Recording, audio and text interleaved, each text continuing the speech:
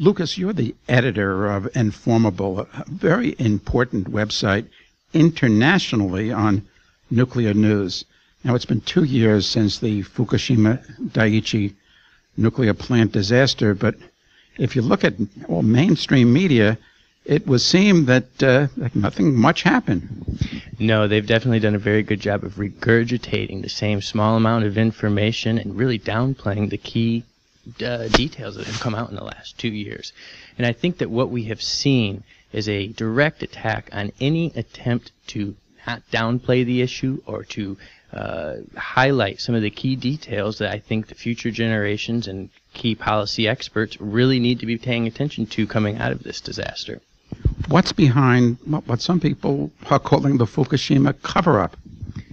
I think you're seeing a lot of political currency being put behind it. I think that you're seeing a lot of reputations are on the line over this because you have 50 years here in America of repeated attempts to manipulate and persuade the public that, number one, nuclear weapons and nuclear reactors are two completely separate entities and do not involve themselves in the same conversation. That, I think, was really destroyed by the Fukushima disaster, which released infinite times more energy release than from the Hiroshima or Nagasaki bombings.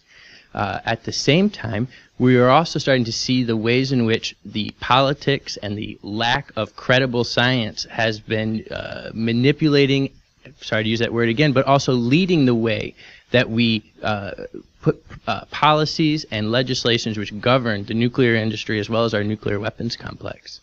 What should we know about the impacts, the consequences of Fukushima, which, in fact, we're not being told?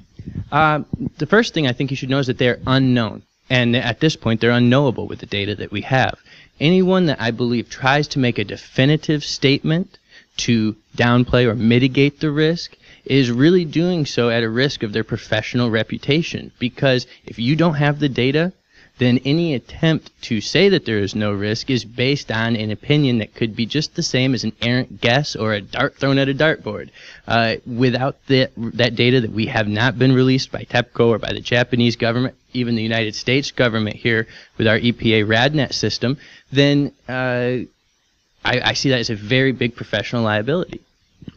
In terms of the impacts beyond Japan, there were impacts here in the United States. I mean, there was a dispersion of radioactivity, and some of it came in the winds to this country. But then there was this very mysterious shutdown of some of the monitoring stations in this country a few months after the accident. Could you elaborate on like what happened and what you think it all means? Well, when we look at the releases, you have the aerial release, you have the aqueous release into the ocean, you also have the deposition from the aerial release, which most of it was released onto the ocean. One of my main concerns then is with the tsunami debris. You have top floating debris, which is moving at a slow rate of speed across the ocean in the primary path of deposition where the most radioactive materials fall out. Yet, even though these are ionized materials, which are not going to be washed off by ocean wave activity, we have representatives and state officials here in the United States who are downplaying the potential contamination and radioactivity in this tsunami debris. That's one thing that we're very concerned about. Secondly, with regards to the RADNet, I think we really found out how inadequate and broken that system is. And this is the way that they talk about it internally within the NRC and EPA. They recognize the fact that this system was not meant to detect the iodine because the delay in time between collecting the samples and analyzing the samples allowed the majority of the shorter-lived isotopes to decay beyond our ability to accurately detect where they were when they were passing over or being deposited on lands outside of Japan. Now, this is the current administration, the Obama administration, involved in, 3 months after the accident began, the monitoring stations all over the United States, which had been monitoring the stuff coming here, on a daily basis, suddenly went to not a daily basis anymore. And you really want to look at the Obama ties with the nuclear industry. You have to go back to his time in Illinois, which is one of the largest nuclear producers in its own state. If it was its own nation, last I saw, it would be the 6th largest nuclear producing nation in the world.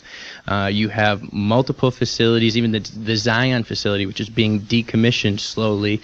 And I think that we are seeing the fact that our elected officials, without public pressure being put on them to maintain the standards and the integrity that we elected them to, are very much swayed and moved by the nuclear industry and the influence that they exert.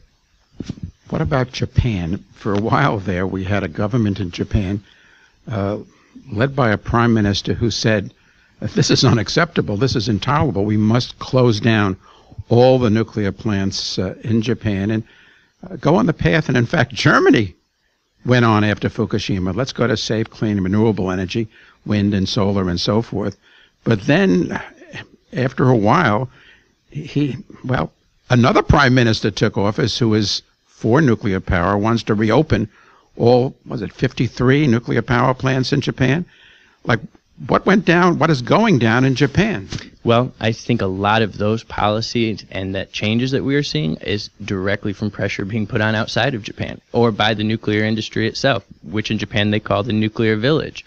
The people of Japan, the citizens, are staunchly against these new proposed measures. They celebrated when Japan passed their no nuclear in the future policies, and they are now attempting to, they're still protesting. They're still showing up every day at the Diet. I think we're seeing a larger divide between our elected officials around the world in nuclear countries and between the constituents which they represent.